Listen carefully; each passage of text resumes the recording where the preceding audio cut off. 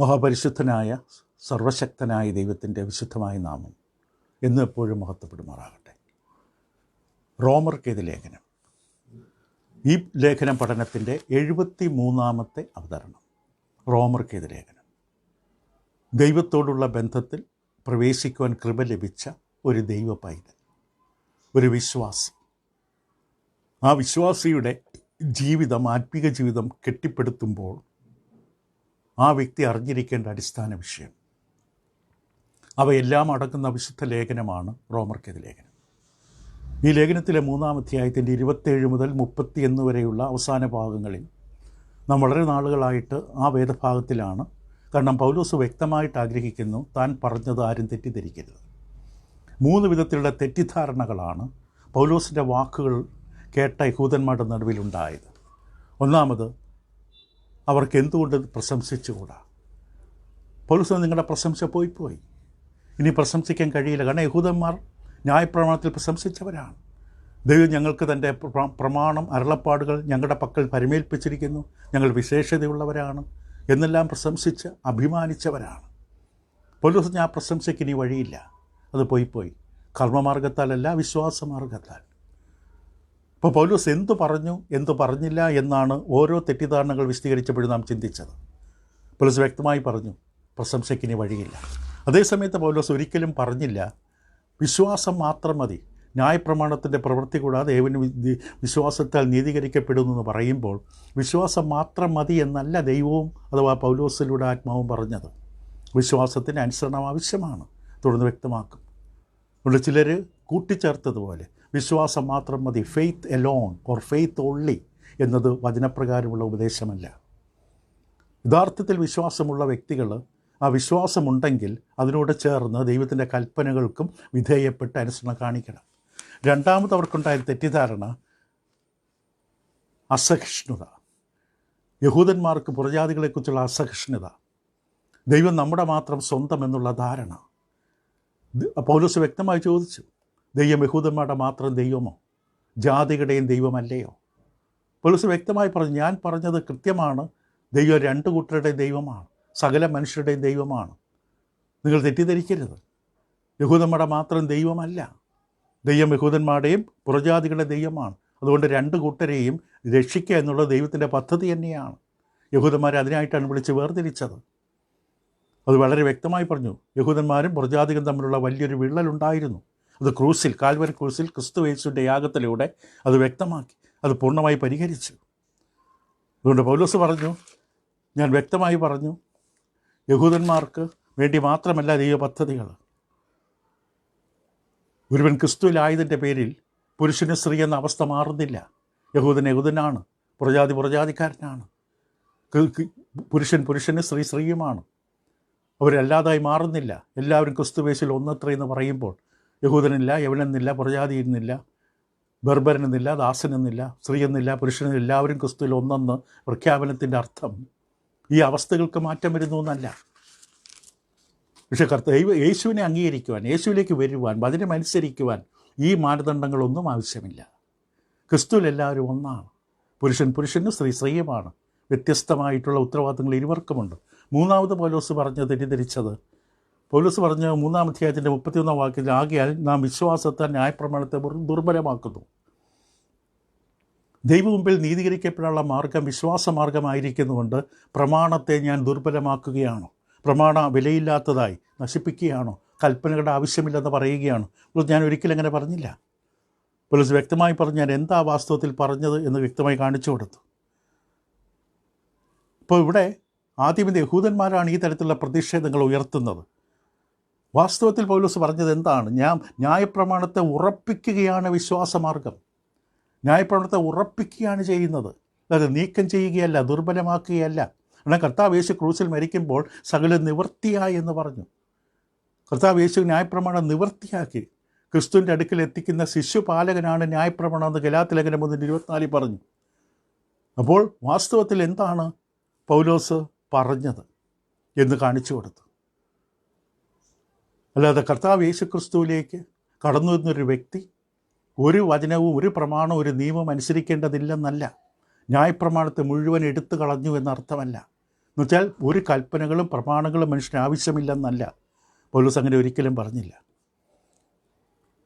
വിശ്വാസമാർഗത്തിലൂടെ രക്ഷയുടെ നീതീകരണത്തിൻ്റെ അനുഭവത്തിലേക്ക് എത്തുന്ന ഒരു വ്യക്തിയെ സംബന്ധിച്ച് ആ വ്യക്തി മനസ്സിലാക്കേണ്ടത് വിശ്വാസമാർഗത്തിലൂടെയാണ് വാസ്തവത്തിൽ ന്യായപ്രമാണം അഥവാ ഏത് പ്രമാണവും ഉറപ്പിക്കപ്പെടുന്നത്. രണ്ട് വിധത്തിൽ നമ്മൾ വിശദീകരിക്കാൻ കഴിയും. രക്ഷിക്കുന്ന വിശ്വാസം അനുസരിക്കുന്ന വിശ്വാസമാണ്. രക്ഷിക്കുന്ന വിശ്വാസം അനുസരണത്തിൻ്റെ വിശ്വാസമാണ്. ആ വിശ്വാസത്തിൽ അനുസരണമുണ്ട്. ഒരു വിശ്വാസിയാണ് ദൈവ നിയമങ്ങൾ, ദൈവചട്ടങ്ങൾ, ദൈവപ്രമാണങ്ങൾ അനുസരിക്കുവാനായി കാതോർക്കുന്നത്. അവിശ്വാസികൾ ശ്രദ്ധിക്കുന്നില്ല. ഒരു വിശ്വാസിയാണ് ദൈവവചനം അനുസരിക്കുന്നത്, അങ്ങനെ വചനത്തെ ഉറപ്പിക്കുകയാണ്. ആ അർത്ഥത്തിൽ പ്രമാണം, ന്യായപ്രമാണം എന്ന് പറയുമ്പോൾ മോശയുടെ ന്യായപ്രമാണം മാത്രമല്ല. യഹൂദന്മാരെ സംബന്ധിച്ച് അതാണ്. ബാക്കി നമ്മെ സംബന്ധിച്ച് ക്രിസ്തുവിൻ്റെ നിയമം, ക്രിസ്തുവിൻ്റെ പ്രമാണം, ജീവൻ്റെ ആത്മാവിൻ്റെ പ്രമാണം. ഒരു വിശ്വാസിയാണ് അതനുസരിക്കാൻ ആഗ്രഹിക്കുന്നത്. അവിശ്വാസിക്ക് അതിനോട് താല്പര്യം തോന്നുന്നില്ല. അപ്പോൾ ആ വിശ്വാസി പ്രമാണമനുസരിക്കാൻ താല്പര്യപ്പെട്ട് അതനുസരിക്കുന്നതിലൂടെ പ്രമാണത്തെ ഉറപ്പിക്കുകയാണ്. രണ്ടാമതായിട്ട്, ഒരു വിശ്വാസിക്ക് മാത്രമാണ് വ്യക്തമായി ബോധ്യപ്പെടുന്നത് ദൈവം തനിക്ക് വേണ്ടി എന്ത് ചെയ്തു, ദൈവം എനിക്ക് വേണ്ടി എന്ത് ചെയ്തു എന്ന് ബോധ്യപ്പെടുകയും അതിനെ അഭിനന്ദിക്കുകയും അതിന് കൂടുതലായിട്ട് ദൈവവചനത്തെ സ്നേഹിക്കുകയും ചെയ്യുന്നത് ഒരു വിശ്വാസിയാണ്. അങ്ങനെ ചെയ്യുന്നതിലൂടെ വീണ്ടും പ്രമാണം ഉറപ്പിക്കപ്പെടുകയാണ്. കാരണം യോഹന്നാൻ്റെ ലേഖനം 1-ാം ലേഖനം 4-19 വാക്യത്തിൽ ദൈവാത്മാ പറഞ്ഞു, ദൈവം നമ്മെ ആദ്യം സ്നേഹിച്ചതുകൊണ്ട് നാം അവനെ സ്നേഹിക്കുന്നു. ദൈവമാണ് നമ്മെ സ്നേഹിച്ചത്, അതുകൊണ്ടാണ് നമുക്ക് ദൈവത്തെ സ്നേഹിക്കാൻ കഴിയുന്നത്. 1 യോഹന്നാൻ്റെ 5-ാം അധ്യായത്തിൻ്റെ 3-ാം വാക്യത്തിലും യോഹന്നാൻ ഇപ്രകാരമാണ് എഴുതിയത്. 1 യോഹന്നാൻ 5-ാം അധ്യായം എൻ്റെ 3-ാം വാക്യത്തിൽ യോഹന്നാൻ എഴുതി, അവൻ്റെ കൽപ്പനകളെ പ്രമാണിക്കുന്നതല്ലോ ദൈവത്തോടുള്ള സ്നേഹം, അവൻ്റെ കൽപ്പനകൾ ഭാരമുള്ളവയല്ല. അപ്പോൾ ദൈവത്തിൻ്റെ കൽപ്പനകൾ പ്രമാണിക്കുന്നതാണ് ദൈവത്തോടുള്ള സ്നേഹം. യഥാർത്ഥത്തിൽ വിശ്വാസിയാണ് ദൈവത്തെ സ്നേഹിക്കുന്നത്. ദൈവത്തെ സ്നേഹിക്കുന്ന തൻ്റെ സ്നേഹത്താൽ അവൻ ദൈവത്തിൻ്റെ കൽപ്പനകളെ പ്രമാണിക്കുന്നു. അങ്ങനെ പ്രമാണം ഉറപ്പിക്കപ്പെടുന്നു, ദൈവത്തിൻ്റെ നിയമം ഉറപ്പിക്കപ്പെടുകയാണ്. ഇപ്പോൾ വാസ്തവത്തിലൊരു വിശ്വാസി വിശ്വാസമാർഗത്തിലൂടെ ന്യായപ്രമാണം ഉറപ്പിക്കുകയാണ്, ദൈവകൽപ്പനകൾ പ്രമാണങ്ങൾ ഉറപ്പിക്കുകയാണ്. അപ്പം അതാണ് പൗലോസ് ഇവിടെ ഓർമ്മിപ്പിക്കുന്നത്. അപ്പോൾ ഒരു വിശ്വാസിയെ സംബന്ധിച്ച്, വിശ്വാസത്താൽ രക്ഷ പ്രാപിച്ച ഒരു വ്യക്തിയെ സംബന്ധിച്ച്, ആ വ്യക്തിയാണ് ദൈവത്തിൻ്റെ നിയമങ്ങളെ ബഹുമാനിക്കുന്ന വ്യക്തി. അവിശ്വാസിയല്ല, വിശ്വാസിയാണ് ദൈവനിയമത്തെ ബഹുമാനിക്കുന്നത്, അല്ലാതെ ന്യായവാദി ന്യായശാസ്ത്രിയല്ല. ആ വ്യക്തിയെ സംബന്ധിച്ച്, ന്യായവാദികളെ സംബന്ധിച്ച്, നിയമനിഷ്ഠ പാലിക്കുന്നവരെ സംബന്ധിച്ച് അവരുടെ പ്രതീക്ഷ, അവരുടെ ചിന്ത കർമ്മമാർഗം, ആചാരാനുഷ്ഠാനങ്ങൾ അനുവർത്തിക്കുന്നതോടുകൂടി അവർ ദൈവത്തിൻ്റെ മുമ്പിൽ നീതീകരിക്കപ്പെടും. ഒരിക്കലുമില്ല. ഒരു വിശ്വാസി വചനം അനുസരിക്കുന്നതിലൂടെയാണ് നീതീകരിക്കപ്പെടുന്നത്. ഒരു ന്യായവാദിയെ സംബന്ധിച്ച് ആ വ്യക്തി ശരിക്കും പറയുന്നത് തൻ്റെ ജീവിതത്തിൽ പ്രമാണം അനുസരിച്ചുകൊണ്ട് ദൈവത്തിൻ്റെ പ്രമാണത്തിൻ്റെ വിശുദ്ധ നിലവാരത്തെ താഴ്ത്തിക്കെട്ടുകയാണ്. കാരണം തനിക്ക് എത്ര ശ്രമിച്ചാലും ദൈവത്തിൻ്റെ പ്രമാണങ്ങൾ, കൽപ്പനകൾ തികവോടെ പൂർണ്ണതയോടെ അനുസരിക്കാൻ പറ്റില്ല. അതുകൊണ്ട് ഇത്രയും പറ്റുകയുള്ളൂ എന്ന തരത്തിൽ പ്രമാണത്തിൻ്റെ നിലവാരത്തെ താഴ്ത്തുകയാണ്. മറുവശത്തൊരു വിശ്വാസിയെ സംബന്ധിച്ച് ആ വിശ്വാസി ദൈവസന്നിധിയിൽ ഏറ്റുപറയുകയാണ്, സമ്മതിക്കുകയാണ്, താൻ എത്ര ശ്രമിച്ചാലും എനിക്ക് ദൈവത്തിൻ്റെ പ്രമാണം, ദൈവം ആവശ്യപ്പെടുന്ന നിലവാരത്തിലേക്ക് ഉയരാൻ കഴിയില്ല. അതുകൊണ്ട് എന്നോട് ക്ഷമിക്കുക, ഞാൻ എത്ര നന്നായി ചെയ്താൽ പോലും, അവൻ ദൈവം കൽപ്പിച്ച എല്ലാ കൽപ്പനകളും ഞാൻ അനുഷ്ഠിച്ചാൽ പോലും എനിക്കൊരിക്കലും ആ നിലവാരം, വിശുദ്ധമായ നിലവാരത്തിലടുക്കൽ എനിക്ക് എത്താൻ പറ്റില്ല. അതുകൊണ്ട് എനിക്കൊരു സഹായകൻ വേണം. അതാണ് കർത്താവ് യേശു ക്രിസ്തു. ഇപ്പോൾ ഒരു വിശ്വാസിയാണ് വാസ്തവത്തിൽ പ്രമാണത്തെ, നിയമത്തെ അതിൻ്റെ നിർമ്മലതയുടെ പീഠത്തിൽ പ്രതിഷ്ഠിക്കുന്നത്. അവിശ്വാസിയല്ല. അതുകൊണ്ടാണ് പൗലോസ് പറഞ്ഞത്, മനസ്സിലൊക്കെ കുറച്ച് ബുദ്ധിമുട്ടുള്ള വാക്യമാണ്, ആകയാൽ നാം വിശ്വാസത്താൽ ന്യായപ്രമാണത്തെ ദുർബലമാക്കുന്നുവോ? ഒരു നാളുമല്ല. ഏറ്റവും ശക്തമായ നിഷേധ പദമാണ്. ഒരു നാളുമല്ല. വിശ്വാസത്താൽ ന്യായപ്രമാണത്തെ ഉറപ്പിക്കുകയാണ്. ഒരു വിശ്വാസിയാണ് പ്രമാണത്തെ, കൽപ്പനയെ, ദൈവത്തിൻ്റെ ചട്ടത്തെ, പ്രമാണത്തെ മാനിക്കുന്നത്, സ്നേഹിക്കുന്നത്, അനുസരിക്കുന്നത്, ആചരിക്കുന്നത്. അങ്ങനെ അനുസരിക്കുകയും ആചരിക്കുകയും ചെയ്തുകൊണ്ട് കർത്താവ് യേശുവിലുള്ള വിശ്വാസത്താൽ കീഴ്പ്പെടുന്നതിലൂടെ പ്രമാണം ഉറപ്പിക്കുകയാണ്. അതാണ് പൗലോസ് കാണിച്ചു കൊടുത്തത്. അപ്പോൾ പൗലോസ് എന്തല്ല പറഞ്ഞത് എന്നുകൂടെ ചിന്തിച്ചാൽ, 3-ാം അധ്യായത്തിൻ്റെ 31-ാം വാക്യത്തിൽ ചില പരിഭാഷകളിൽ പറയുന്ന പോലെ മോശയുടെ ന്യായപ്രമാണം ഇന്നും നിലനിൽക്കുന്നു എന്നൊരു ധാരണ, അബദ്ധധാരണ ഉണ്ട്. അപ്പോൾ പൗലോസ് പറഞ്ഞു, നാം ന്യായപ്രമാണത്തെ ഉറപ്പിക്കത്രേ ചെയ്യുന്നത്. അപ്പം മോശയുടെ ന്യായപ്രമാണം ഇന്നും നിലനിൽക്കുന്നുണ്ടല്ലോ. അല്ലെങ്കിൽ പൗലോസ് അങ്ങനെ പറയുമോ? അങ്ങനെയല്ല പൗലോസ് പറഞ്ഞത്. ചില യഹൂദന്മാരും മറ്റു ചിലരും അങ്ങനെ ധരിച്ചു വെച്ചു. കാരണം നാം ന്യായപ്രമാണത്തെ ഉറപ്പിക്കത്രേ ചെയ്യുന്നു. ചില കൂട്ടരുടെ അഭിപ്രായത്തിൽ കർത്താവ് യേശു ക്രൂശിൽ മരിച്ചപ്പോൾ ആചാരപരമായ ന്യായപ്രമാണത്തിലെ ആചാരപരമായ നിയമങ്ങൾ, യാഗത്തോട് ബന്ധപ്പെട്ട നിയമങ്ങളെല്ലാം നീങ്ങിപ്പോയി. ധാർമ്മിക നിയമങ്ങൾ ഇന്നും നിലനിൽക്കുന്നു എന്നൊരു ധാരണയാണ്. പക്ഷേ ഈ ഭൂമിയിൽ ഏത് മനുഷ്യനുള്ള ജ്ഞാനമുണ്ട്, അറിവുണ്ട്, യോഗ്യതയുണ്ട്. ആചാരപരമായ നിയമങ്ങളേത്, ധാർമ്മിക നിയമങ്ങളേതെന്ന് വേർതിരിച്ച് പറയാൻ ആർക്കും കഴിയില്ല. കർത്താവ് യേശു ക്രൂശിൽ മരിക്കുമ്പോൾ ന്യായപ്രമാണം നിവൃത്തിയായി. അതിനെ രണ്ടായി കീറിമുറിച്ചല്ല നിവൃത്തിയാക്കിയത്. പ്രമാണം പൂർണ്ണമായി, ന്യായപ്രമാണത്തിൻ്റെ അവസാനം ക്രിസ്തുവാണ്. ന്യായപ്രമാണം ക്രിസ്തു അവസാനിപ്പിച്ചു. മനുഷ്യ കൽപ്പനകൾ വേർപാണ്ട നടിച്ചോർ ഇടിച്ചു കളഞ്ഞു, കൈയെഴുത്ത് മായ്ച്ചു, ക്രൂസിൽ തറച്ചു, നടുവിൽ നിന്ന് നീക്കിക്കളഞ്ഞു. ഇങ്ങനെയുള്ള വാക്കുകളാണ് ഉപയോഗിച്ചിരിക്കുന്നത്. അപ്പോൾ ഈ വിഷയത്തെക്കുറിച്ച് പൗലോസ് ഇവിടെ അധികം പറയുന്നില്ല. കൂടുതലായിട്ട് 7-ാം അധ്യായത്തിൽ എത്തുമ്പോൾ പൗലോസ് വിശദമായിട്ട് അത് അവതരിപ്പിക്കുന്നതാണ്. ഇവിടെ ഒരു പ്രധാന ഘടകമല്ല നിയമം എന്ന വാക്ക്. നിയമം എന്ന വാക്ക് തന്നെ പുതിയ നിയമത്തിൽ റോമാലേഖനത്തിൽ തന്നെ 6-7 അർത്ഥത്തോടുകൂടി ഉപയോഗിച്ചിട്ടുണ്ട്. പക്ഷേ അതേ സമയത്ത് എഫേസ്യ ലേഖനം 2-ാം അധ്യായത്തിൻ്റെ 14-15 വരെ അവിടെ പൗലോസ് അപ്പോസ്തലൻ വ്യക്തമായിട്ട് നിയമത്തെ നീക്കി ചെയ്തതിനെക്കുറിച്ച്, എഫേസ്യ ലേഖനം 2-ാം അധ്യായം അതിൻ്റെ 14-15 വാക്യങ്ങളിൽ ഇപ്രകാരമാണ് പൗലോസ് അപ്പോസ്തലൻ പറഞ്ഞത്: അവൻ നമ്മുടെ സമാധാനം ഇരുവശത്തെ ഒന്നാക്കി ചട്ടങ്ങളും കൽപ്പനകളുമായ ന്യായപ്രമാണം. ഇവിടെ ന്യായപ്രമാണം എന്ന വാക്കാണ് ഉപയോഗിച്ചത്. ആചാരപരമായ നിയമം മാത്രം എന്നല്ല, ധാർമ്മിക നിയമം മാറ്റിയില്ലെന്നല്ല.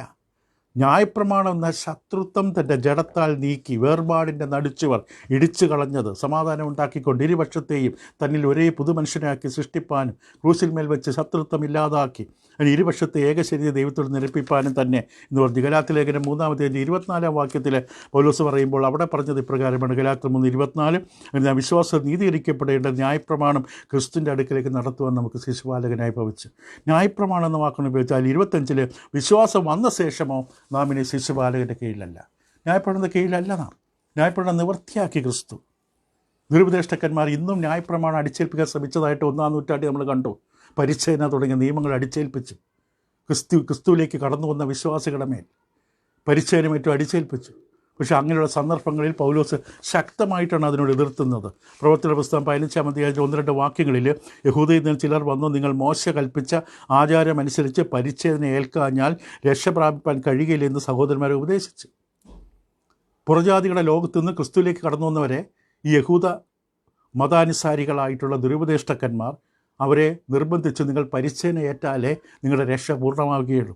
പൗലോസിൻ്റെ ബർണ്ണബാസും അവരോട് അല്പമല്ലാത്ത വാദവും തർക്കവും ഉണ്ടായിട്ട് പൗലോസും ബർണ്ണബാസും അവരിൽ മറ്റു ചിലർ ഈ തർക്കസംഹിതയെക്കുറിച്ച് യെരുശലേമിലെ അപ്പോസ്തലന്മാരുടെ മൂപ്പന്മാരുടെ അടുക്കൽ പോകണമെന്ന് തീരുമാനിച്ചു.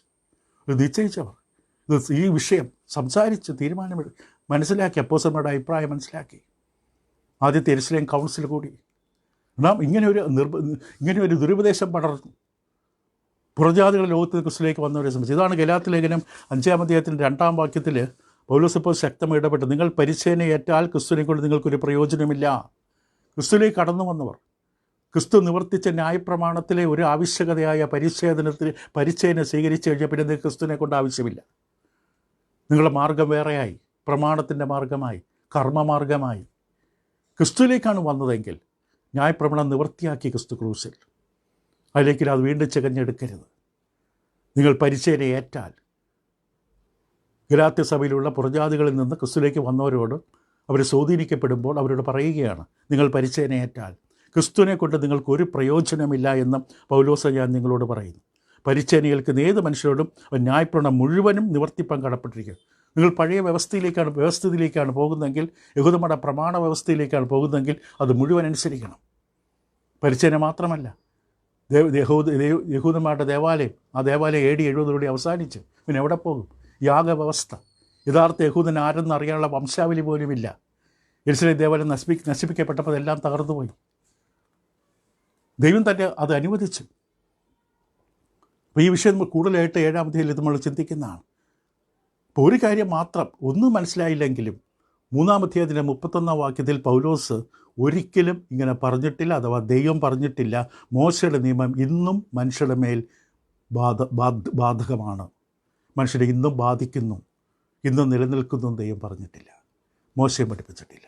അപ്പോൾ 3-ാം അധ്യായത്തിൻ്റെ 27-31 വാക്യങ്ങൾ പഠിക്കുമ്പോൾ വാസ്തവത്തിൽ വിശ്വാസത്താലുള്ള നീതീകരണ വിഷയവും ഇനി 4-ാം അധ്യായത്തിൽ സംസാരിക്കാൻ പോകുന്ന വിശ്വാസം എന്ന വിഷയം തമ്മിലുള്ള ബന്ധം സ്ഥാപിക്കുകയാണ് 27 മുതൽ 31 വാക്യങ്ങളിൽ. കാരണം 4-ാം അധ്യായത്തിൻ്റെ 2-ാം വാക്യത്തിലും പൗലോസ് അപ്പോസ്തലൻ 4:2 ഇതേ വിഷയം ആവർത്തിക്കും. അബ്രഹാം പ്രവൃത്തിയാൽ നീതീകരിക്കപ്പെട്ടുവെങ്കിൽ അവന് പ്രശംസിപ്പാൻ സംഗതിയുണ്ട്. പ്രശംസയെക്കുറിച്ചുള്ള വിഷയം വീണ്ടും വരും 4:2. യഹൂദനും പുറജാതിയും ഒരേപോലെ ഒരേ അടിസ്ഥാനത്തിലാണ് നീതീകരിക്കപ്പെട്ടത്, വിശ്വാസം എന്ന അടിസ്ഥാനം. ശ്രദ്ധിക്കുക, നീതി എന്ന് പറഞ്ഞാൽ ദൈവം തരുന്നതാണ്. ദൈവം ഒരു കാര്യം തരുമ്പോൾ അതിനുവേണ്ടി ആർക്ക് പ്രശംസിക്കാൻ കഴിയും, ആർക്ക് അഭിമാനിക്കാൻ കഴിയും? ദൈവം തന്നതാണ്. നീതി ദൈവത്തിൻ്റെതാണ്. യെരമ്യാ പ്രവാചകൻ്റെ പുസ്തകം 9:21-24 പ്രവാചകൻ ചോദിച്ചു, ഞാനിതെൻ്റെ ജ്ഞാനത്തെ പ്രശംസിക്കരുത്, ബലവാൻ തൻ്റെ ബലത്തിൽ പ്രശംസിക്കരുത്, ധനവാൻ തൻ്റെ ബലത്തിൽ പ്രശംസിക്കരുത്. പ്രശംസിക്കണമെന്നുണ്ടെങ്കിൽ യഹോവയായി ഞാൻ ഭൂമി നീതിന്യായം നടത്തുന്നുവെന്ന് എന്നെ ഗ്രഹിച്ചറിയുന്നതിൽ തന്നെ പ്രശംസിക്കുക. കൊരിന്ത്യർക്ക് 1 ലേഖനം 26-31 കർത്താവിനിൽ പ്രശംസിക്കട്ടെ. കർത്താവിനെ മനസ്സിലാക്കിയവർ കർത്താവിൽ പ്രശംസിക്കട്ടെ. കർത്താവ് എന്തെനിക്ക് വേണ്ടി ചെയ്തു തന്നു എന്നത് ചിന്തിക്കുക. ഞാൻ എന്ത് കൊണ്ടുവന്നു, ഞാൻ എന്ത് ചെയ്തു എന്നല്ല. എഫേസ്യ ലേഖനം 2:8-9 അതുകൊണ്ടാണ് പറഞ്ഞത്, കൃപയാലല്ലോ നിങ്ങൾ വിശ്വാസത്തിൽ രക്ഷിക്കപ്പെട്ടിരിക്കുന്നത്, നിങ്ങൾ കാരണമല്ല, പ്രവൃത്തികളും കാരണമല്ല. അപ്പോൾ രക്ഷിക്കപ്പെട്ട ഒരു മനുഷ്യനെ സംബന്ധിച്ച് പ്രശംസിക്കാൻ, സ്വയം പ്രശംസിക്കാൻ, സ്വന്തം കർമ്മമാർഗത്തിലൂടെ, ആചാരാനുഷ്ഠാനത്തിലൂടെ, സൽപ്രവൃത്തികളുടെ, പുണ്യപ്രവൃത്തികളുടെ അല്ല ഇത് കിട്ടിയത്. അങ്ങനെയാണെങ്കിൽ നമുക്ക് പറയാം, ഞാൻ ഇങ്ങനെയുള്ള കാര്യങ്ങൾ ചെയ്തതിൻ്റെ ഫലമാണല്ല, ഇത് കൃപയാണ്. കൃപയാലാണ്, പ്രവൃത്തികളാലല്ല. ക്രിസ്തു അല്ലെങ്കിൽ ക്രിസ്തുവിലൂടെയുള്ള വീണ്ടെടുപ്പ്, ആ വീണ്ടെടുപ്പ് ഒരു മനുഷ്യനെയും പ്രശംസയ്ക്ക് അവകാശം കൊടുക്കുന്നില്ല. ഇപ്പോൾ ദൈവത്തിൻ്റെ മഹത്വം ഇത്രമാത്രം ഉയർത്തുന്ന, മനുഷ്യനെ എളിമപ്പെടുത്തുന്ന മറ്റൊരു വിഷയമില്ല ക്രിസ്ത്യാനിത്വം പോലെ. ക്രിസ്ത്യാനിത്വത്തിൽ മാത്രമാണ് ദൈവത്തെ മഹത്വപ്പെടുത്തുവാനുള്ള അവസരം, മനുഷ്യനെ എളിമപ്പെട്ട് അവൻ്റെ യഥാർത്ഥ നില കാണാനുള്ള അവസരം. യാക്കോബിൻ്റെ പുസ്തകം 4-ാം അധ്യായത്തിൻ്റെ 5-10 വാക്യങ്ങളിൽ യാക്കോബിലൂടെ ദൈവത്തിൻ്റെ ആത്മാവ് വ്യക്തമായിട്ട് പറയും, തിരുവെഴുത്ത് വെറുതെ സംസാരിക്കാൻ തോന്നുന്നുവോ, അവിടെ ദൈവം അവന് അധികം കൃപ നൽകുന്നു, അതുകൊണ്ട് ദൈവം നിഗളികളോട് എതിർത്ത് നിൽക്കുകയും താഴ്മയുള്ളവർ കൃപ നൽകുകയും ചെയ്യുന്നു പറഞ്ഞിരിക്കുന്നു. ആകയാൽ നിങ്ങൾ ദൈവത്തിന് കീഴടങ്ങി പിശാചിനെ എതിർത്ത് നിൽപ്പിൻ, എന്നാൽ അവൻ നിങ്ങളെ വിട്ട് ഓടിപ്പോകും. ദൈവത്തോട് അടുത്ത് ചെല്ലുവിൻ, എന്നാൽ അവൻ നിങ്ങളോട് അടുത്ത് വരും. പാപികളെ കൈകളെ വെടിപ്പാക്കി, ഇരു മനസ്സുള്ളവരെ ഹൃദയങ്ങളെ ശുദ്ധീകരിപ്പിൻ. സങ്കടപ്പെട്ട് ദുഃഖിച്ച് കരവിൻ, നിങ്ങളുടെ ചിരി ദുഃഖമായും സന്തോഷം വിഷാദമായി തീരട്ടെ. കർത്താവിൻ്റെ സന്നിധിയിൽ താഴുവിൻ, എന്നാൽ അവൻ നിങ്ങളെ ഉയർത്തും. നാം നമ്മളെ തന്നെ താഴ്ത്തുക. നമ്മുടെ പ്രവർത്തികളുടെ ഫലമല്ല നമ്മൾ അനുഭവിക്കുന്നത്. ലൂക്കോസ് 18 2 പ്രാർത്ഥിക്കുമ്പോൾ ഉപമ ക്രിസ്തു പഠിപ്പിച്ചു. പരീശനും ചുങ്കക്കാരൻ തന്നോട് തന്നെ പ്രാർത്ഥിക്കാതെ മാറത്തടിച്ച് നിലവിളിച്ച്, എന്നോട് കരുണ തോന്നണമേ. പക്ഷേ ചുങ്കക്കാരനോ തന്നോട് തന്നെ തന്നെ ഉയർത്തി കാണിച്ചു, മറ്റുള്ളവരോട് ഉപമിച്ച് സംസാരിച്ചു. ഇത് തന്നെയാണ് 1 കൊരിന്ത്യർ 1:18-31 Efesyർ 2:8-9. അപ്പോൾ വിശ്വാസത്തിൻ്റെ പ്രമാണം അനുസരണം തള്ളിക്കളയുന്നില്ല. വിശ്വാസമാണ് മാർഗം. അത് യഹൂദനായാലും പ്രജാതിക്കാരനായാലും ക്രിസ്തുവിലേക്ക് വരാനുള്ള മാർഗം ക്രിസ്തുവിലുള്ള വിശ്വാസമാണ്. അതിൻ്റെ അർത്ഥം ഒന്നും അനുസരിക്കേണ്ടതില്ലെന്നല്ല. അതിന് പകരം ഈ വിശ്വാസമാർഗം അനുസരണത്തിന് ഉത്തേജിപ്പിക്കുകയാണ്, അനുസരിക്കേണ്ടത്. അതുകൊണ്ടാണ് റോമർ 1:5, റോമർ 16:25-26 വിശ്വാസത്തിന് അനുസരണം വരുത്തേണ്ടത്. കർത്താവ് യേശുവിൽ യഥാർത്ഥത്തിൽ വിശ്വസിക്കുന്ന വ്യക്തി ഞാൻ എന്ത് ചെയ്യണം എന്ന ചോദ്യം ഉന്നയിക്കും, അനുസരിക്കും. അപ്പോൾ നിയമവ്യവസ്ഥ, നിയമനിഷ്ഠ, കർമ്മമാർഗങ്ങൾ യഥാർത്ഥത്തിൽ തുടച്ചു മാറ്റപ്പെടുന്നത് കർത്താവ് യേശുവിനെക്കുറിച്ചുള്ള ശരിക്കുള്ള പരിജ്ഞാനത്തിലൂടെയാണ്.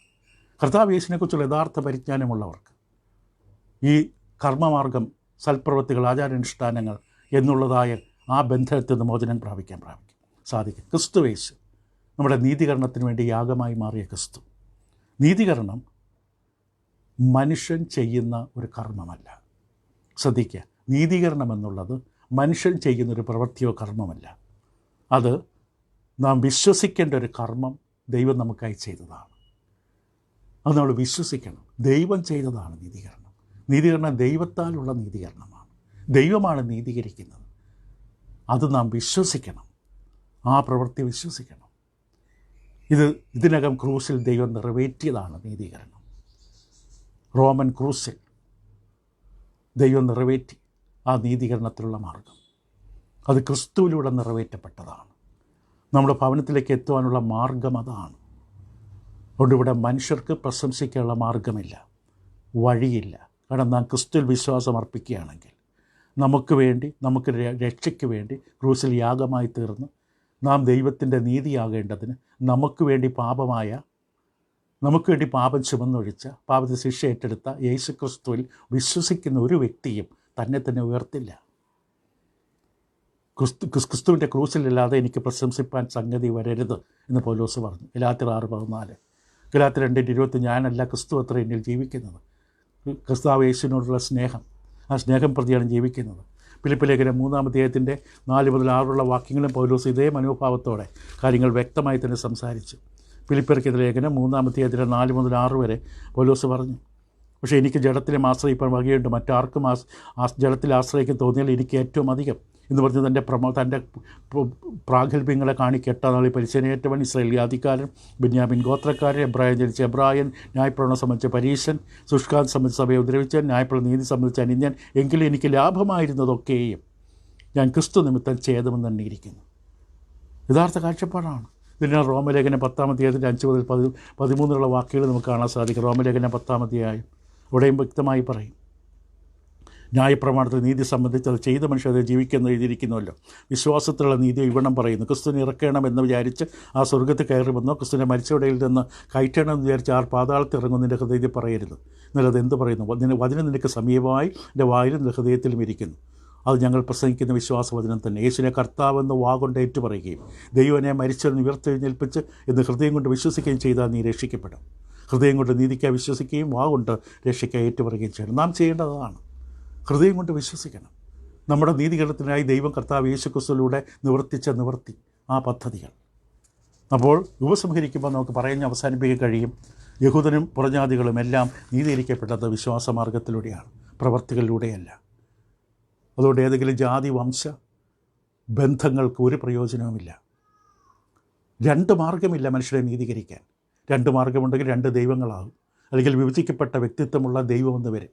ദൈവം ഏകനാണ്, 2 ദൈവമില്ല. ഇവിടെ 2 മാർഗമില്ല.